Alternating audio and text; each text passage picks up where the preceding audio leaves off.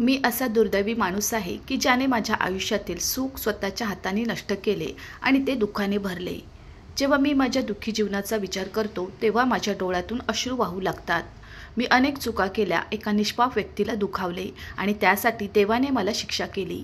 देवाने मला खूप काही दिले आहे। माझ्या सेवेत सदैव गुंतलेली, माझ्या हाकेवर धावून येणारी, माझ्यासोबत एकनिष्ठपणे राहणारी, माझ्यावर मनापासून प्रेम करणारी, पण त्या प्रेमाची मी कदर करू शकलो नाही। मला आठवतं जेव्हा मी अनिताला एका अनोळखी शहरात एकटी सोडून माझ्या आयुष्यात रमून गेलो होतो।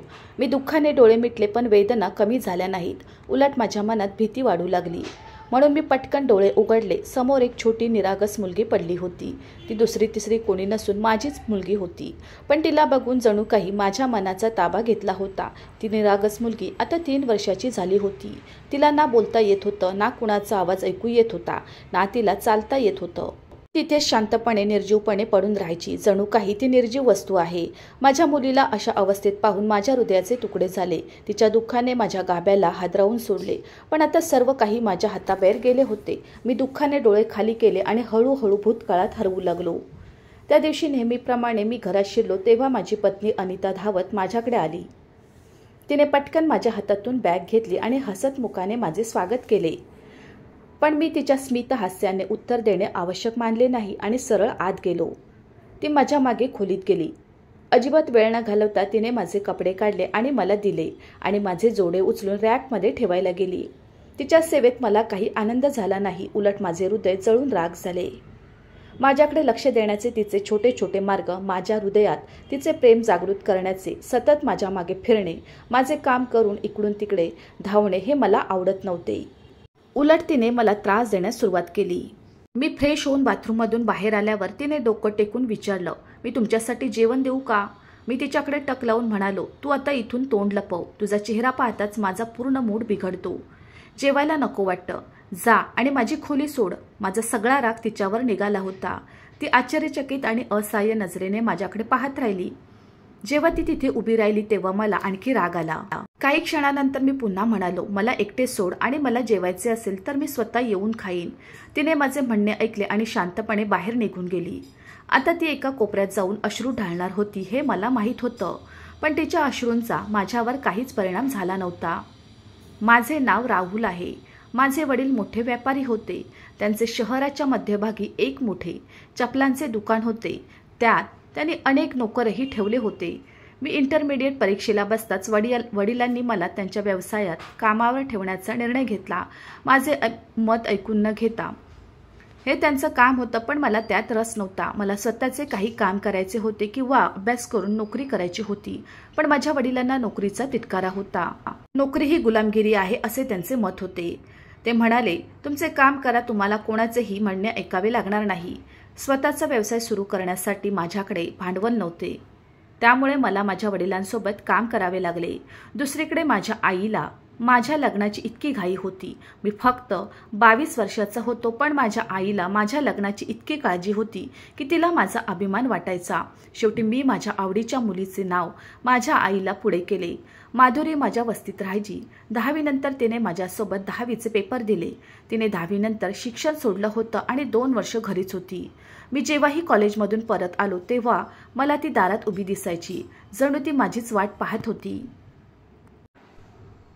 हळूहळू मलाही तिची सवय झाली। तिचा गोरा रंग, गुलाबी ओठ आणि फुललेलं हसू, ती माझे मन खुश करायची। मग हळूहळू मी तिच्याशी बोलायचा प्रयत्न केला आणि मग एक दिवस संधी साधून मी तिला विचारले की तिला मी आवडतो का, आणि थोड्या संकोचाने तिने पटकन हो उत्तर दिले आणि आत गेली। तिच्या उत्तराने मला आणखी आनंद झाला। काही महिन्यातच आमच्या संवादाचे रूपांतर मैत्रीत झाले आणि मग मी तिला वचन दिले की मी तिच्याशी लग्न करेन।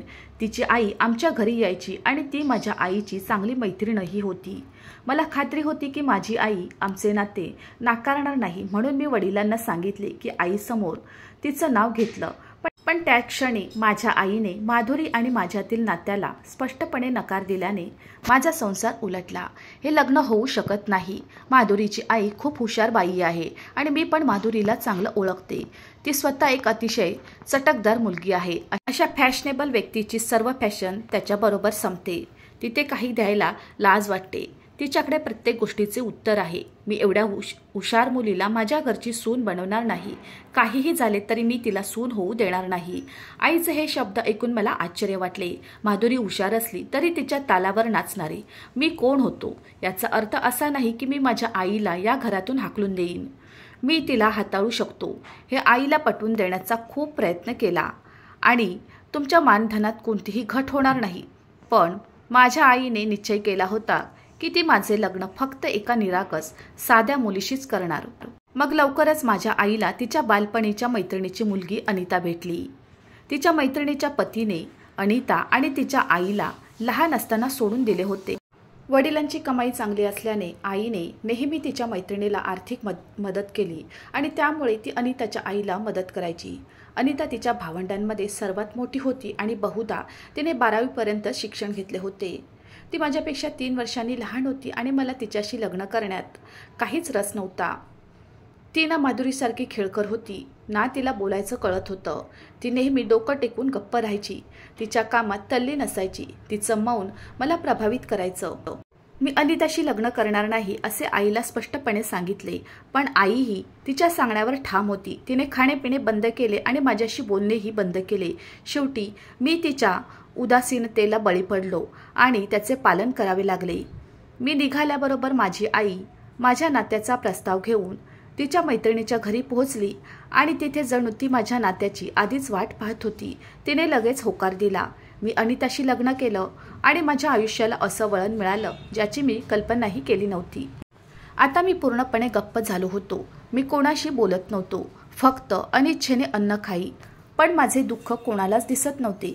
माझी आई लग्नाची तयारी करत होती आणि मला वेळोवेळी समजावून सांगत होती, राहुल, तुझं मन सरळ कर आणि हे लग्न मनापासून स्वीकार कर. मला त्या अनोळखी मुलीने आमच्या घरी यायला नको आहे आणि या उदासीनतेने मला माझ्या आईच्या वागण्याचा राग येत होता.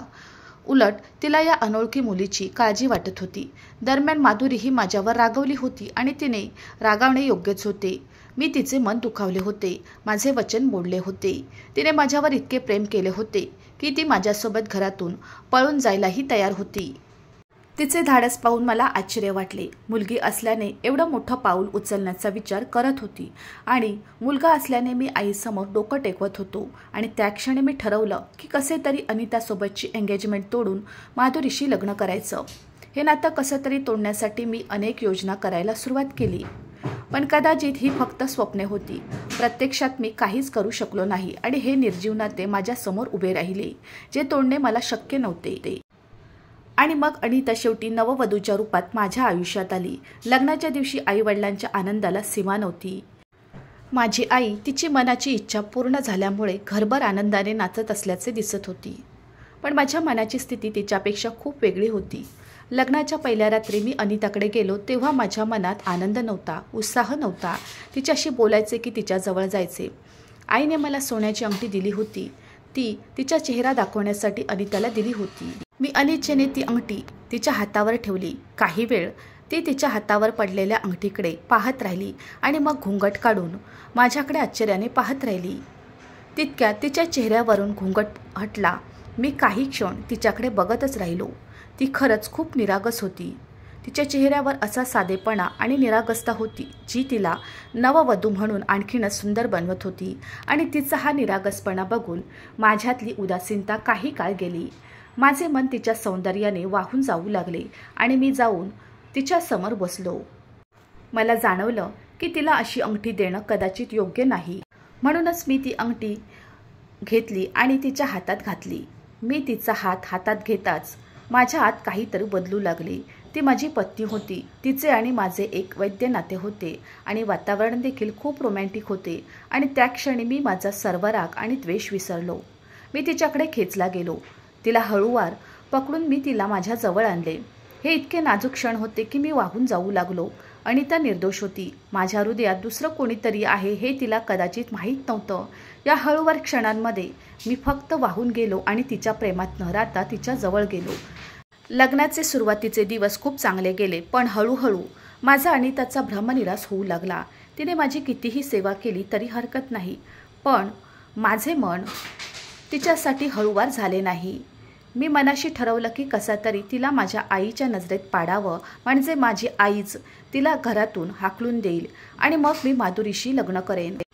मी नेहमी संधी शोधत असे, पण अनिता खूप समजूतदार आणि दयाळू होती की तिच्याकडून कोणतीही चूक होताना पाहणे अशक्य होते.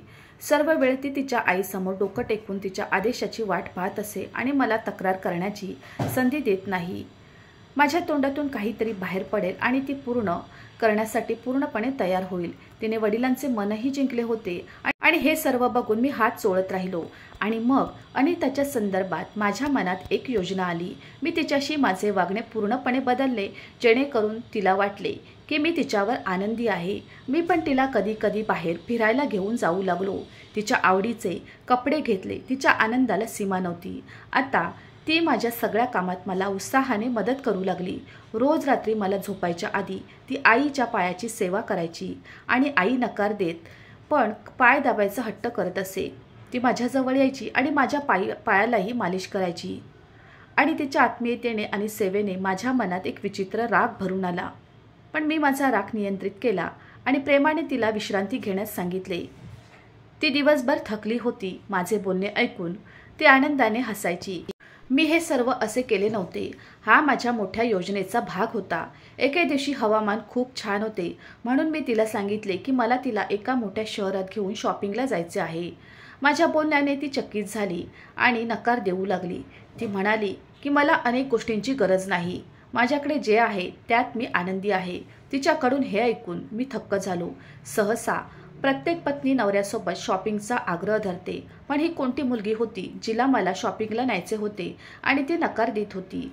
हे मी आईला सांगितल्यावर ती माझ्याकडे पाहून हसली. ती म्हणाली, काळजी करू नकोस, अनिता खूप गोड आणि निरागस मुलगी आहे. तिला फारसा लोभ नाही. बरं, मी तिच्याशी बोलेन. माझ्या आईच्या या विधानाचा मला रागही वाटला आणि आश्चर्यही वाटले की माझ्या कुटुंबियाला अनिताचे साधे मन समजले, पण मला ते समजू शकले नाही. माझी आई हसायला लागली आणि म्हणाली, अरे, एवढी चांगली आणि निष्पाप बायको मिळाली याचा आनंद व्हायला हवा. आणि मग माझ्या आईने अनिताला समजावले की तुझ्या नवऱ्याला तुला न्यायचे असेल तर जा, हे फिरायचे वय आहे. आईच्या विनंतीवरून अनिता राजी झाली आणि आनंदाने माझ्यासोबत दुसऱ्या शहरात जायला तयार होऊ लागली. तिच्या डोळ्यात एक वेगळीच चमक होती, जणू तिचं एखादं स्वप्न पूर्ण झालं होतं.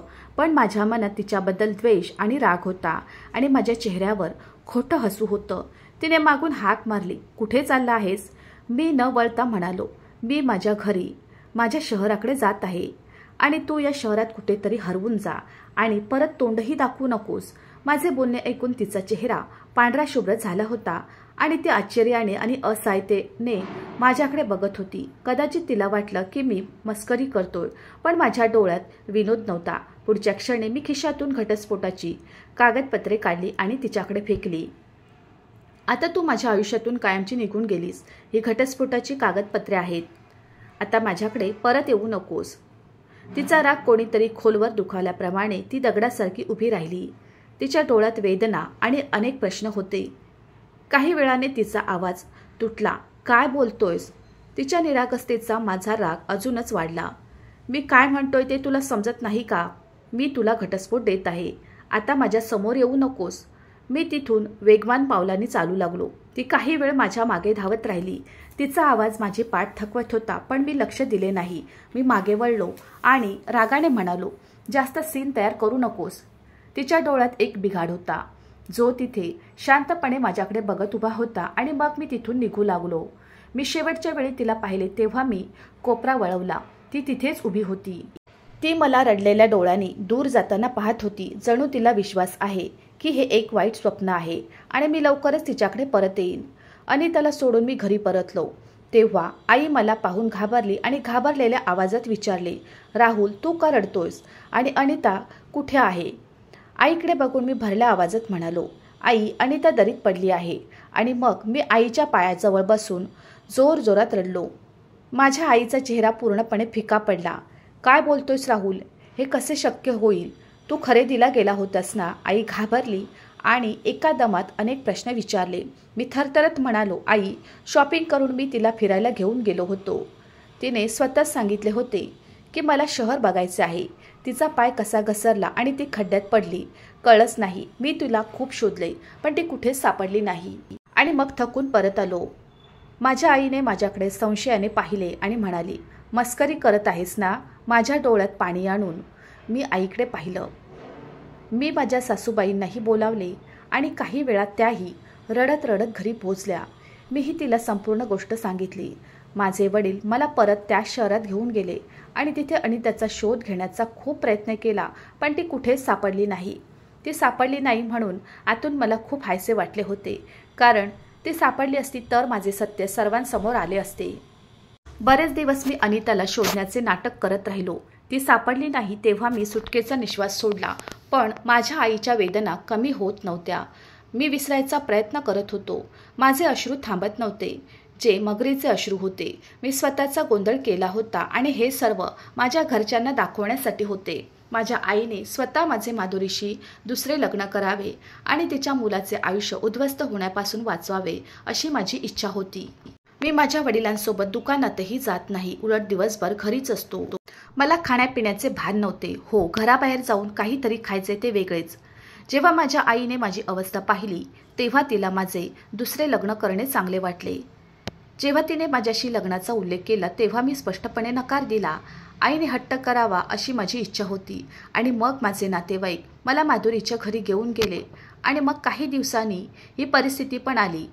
आईने जबरदस्तीने मला लग्नासाठी पटवून दिले आणि माधुरीच्या घरी नेले. माधुरी आणि तिची आई आधीच तयार होत्या. तिच्या आईने लगेच केले आणि पुढच्या 8 दिवसात मी माधुरीशी लग्न केले आणि ती माझ्या आयुष्यात आली माझे प्रेम मिळवण्यासाठी. मी कितीतरी पापड लाटले होते. आनंदाच्या झुलीत मी डोलत होतो. मी हवेत उडायला सुरुवात करण्याच्या मूडमध्ये नव्हतो, परंतु मला असे काहीतरी करायला भाग पाडले गेले. मी माझा आनंद व्यक्त करू शकत नव्हतो, कारण त्यामुळे आई माझ्यावर संशय घेईल आणि जर तिला संशय आला तर ती मला माधुरीला कान लावून घराबाहेर फेकून देईल आणि मग माझी आई मला आयुष्यभर माफ करणार नाही. म्हणूनच मी माझ्या भावनांवर नियंत्रण ठेवले आणि माझे नवीन जीवन सुरू केले. माधुरीच्या येण्याने माझ्या आयुष्यात आनंद परत आला. आई माझ्यावर संशय घेऊ नये म्हणून मी माझा आनंद लपवायचा खूप प्रयत्न केला. माधुरी खेळकर स्वभावाची होती. तिच्या वागण्यात काही वेगळेच होते. मी तिच्यावर खूप आनंदी होतो, पण तिला माझ्या आईची साथ मिळाली नाही. माधुरी माझ्यासमोर माझ्या आईला काही बोलत नाही, पण जेव्हा मी कामावरून परत येतो तर माझी आई माधुरीची तक्रार करते की तुझी बायको दिवसभर खोलीत राहते आणि मला काम करायला लावते. मी काही बोलले तर ती परत उत्तर देते. माधुरी कुरकुर करू लागली की आईला आणि त्याची आठवण येते.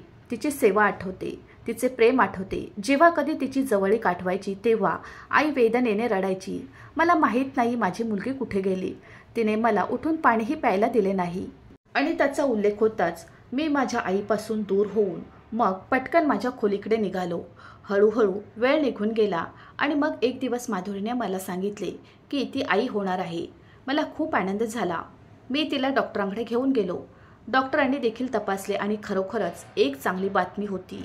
आनंदामुळे मी हवेत उडत होतो. आता मी माझ्या तळहाताच्या फोडाप्रमाणे माधुरीला जपत होतो. सर्व वेळ तिची काळजी घेण्यात मग्न होतो. तिला खुश करण्याचा प्रयत्न केला. माझ्या आईने तक्रार केली तर मी तिला गप्प करी आणि म्हणायचो की तू तिची काळजी घे. ती अशा परिस्थितीतून जात आहे आणि तू तिच्याकडे तक्रार करत बसतेस, तिला त्रास देतेस. रागाने आईचे तोंड उघडे पडले, पण मला त्याची पर्वा नव्हती. हळूहळू माधुरीच्या गरोदरपणाला 8 महिने उलटून गेले होते. जसजसा 9वा महिना जवळ आला तसतसे मी तिला डॉक्टरांकडे घेऊन गेलो, कारण माधुरीचे अल्ट्रासाऊंड होणार होते. माधुरी अल्ट्रासाऊंड रूममध्ये होती तेव्हा मीही त्याच खोलीत होतो. स्क्रीनवर हलत्या प्रतिमा पाहून माझे मन काही क्षण काळजीत पडले. चित्रात एक विचित्र मूल दिसत होते. मी घाबरून डॉक्टरांकडे पाहिलं. डॉक्टरसुद्धा थोडे काळजीत दिसत होते आणि थोड्या वेळाने डॉक्टरांनी जे काही सांगितले ते ऐकून माझ्या पायाखालची जमीनच निघून गेली होती. मुलाची तब्येत बरी नसल्याचे निष्पन्न झाले. डॉक्टरांनी सांगितले की काही आठवड्यापूर्वीपर्यंत सर्व काही ठीक होते, पण आता मुलाची स्थिती पाहून त्यांनाही आश्चर्य वाटले. गेल्या 3 आठवड्यांपासून मुलाचे डोके आणि पाय गोठले असल्याचे डॉक्टरांनी सांगितले. त्याने अल्ट्रासाऊंड इमेज माझ्यासमोर ठेवली आणि एका जागेवर हात ठेवला आणि म्हणाला, बघ, बाळाचे डोके खूप लहान आहे त्याच्या संपूर्ण शरीराच्या तुलनेत. आणि हे सर्व ऐकून माझे हृदय धडपडले. माझी पावले आताच मला सतावत होती हे मला जाणवले. मी अनिताशी जे केले होते ते आता माझ्या डोळ्यासमोर दिसत होते. मी पुन्हा एकदा त्याच शहरात गेलो जिथे मी अनिताला सोडले होते. मी उद्यानात गेलो आणि सर्वत्र पाहिले, पण ती कुठेच नव्हती. माझ्या हृदयात वादळ उठत होते. माझ्या पापाची जाणीव मला गाभ्यात टाकत होती. मी अनिताला शेवटच्या वेळी सांगितले होते की मला पुन्हा तिचं तोंड दाखवू नकोस, पण आता माझ्या मनावर पापाचं ओझं वाढत होतं आणि हे ओझं घेऊन मी मंदिराकडे जाऊ लागलो आणि मी देवासमोर रडू लागलो आणि माझ्या पापांची क्षमा मागू लागलो. मंदिरातून बाहेर आल्यावर मला कोणीतरी दिसले. तिच्या चेहऱ्यावर काहीतरी ओळखीचे दिसले आणि मग मला कळले की ती अनिता आहे.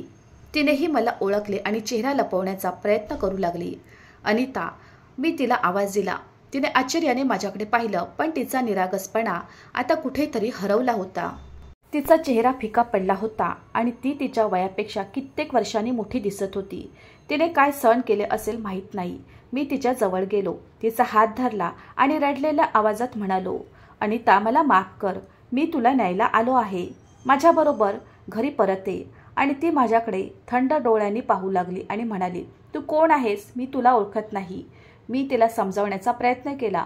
अनिता, तुझी आई रडत मरेल असे करू नकोस. मी तिच्या आईचे नाव घेतले. ती थरथर कापली आणि हळू आवाजात म्हणाली, काय सांगितलंस आईला? मी त्यांना सांगितले की तू या जगात नाहीस. तिने एक दीर्घ श्वास घेतला आणि ठीक आहे म्हणाली. मी या जगात नाही हे त्यांनी कसे करून स्वीकारावे. मी तिला विनवणी केली. तिच्यासमोर हात जोडून तिला माझ्यासोबत घरी आणले. घरी पोहोचताच आईने तिला पाहिले. तिला क्षणभर ओळखता आली नाही, पण तिने ओळखताच आईने अनिताला छातीशी घट्ट मिठी मारली. दोघेही कितीतरी वेळ मिठी मारून रडत राहिले. मी आईच्या पायाशी बसलो आणि सत्य स्वीकारले. माझ्या आईने माझ्याकडे पाहिले आणि रागाने माझ्या गालावर चापट मारली. तू माझा मुलगा नाहीस. माझे वडीलही खूप रागावले होते. त्यांनी स्पष्टपणे जाहीर केले की आजपासून तू आमच्यासाठी मेला आहेस. माझ्या आईने मला घराबाहेर काढले. ही माझी शिक्षा होती. मी माझे घर, माझ्या आईचे प्रेम आणि सर्व काही गमावले. आणि त्याने माझ्याकडे पाहिलं, पण तिच्या डोळ्यात फक्त द्वेष होता. मी गेलो आणि माफी मागण्यासाठी तिच्यासमोर उभा राहिलो आणि हात जोडून तिच्यासमोर उभा राहिलो, पण तिने तिरस्काराने आणि रागाने तोंड फिरवले. मला तिची माफीही मिळाली नाही. मी माधुरीला एका भाड्याच्या घरात घेऊन एक छोटीशी नोकरी करू लागलो. पहिल्यासारख्या सुखसोयी माधुरीला आता मिळाल्या नाहीत. म्हणूनच ती नेहमी माझ्याशी भांडत राहिली. हळूहळू माधुरीच्या वागण्याची वाईट चिन्हे दिसू लागली. तिला फक्त माझ्या पैशावरच प्रेम होते, सुखसोयींवर प्रेम होते. ते मिळाले नाही तर तिचे प्रेमही ओसरू लागले. आमचे आयुष्य नेहमीप्रमाणे चालू होतं.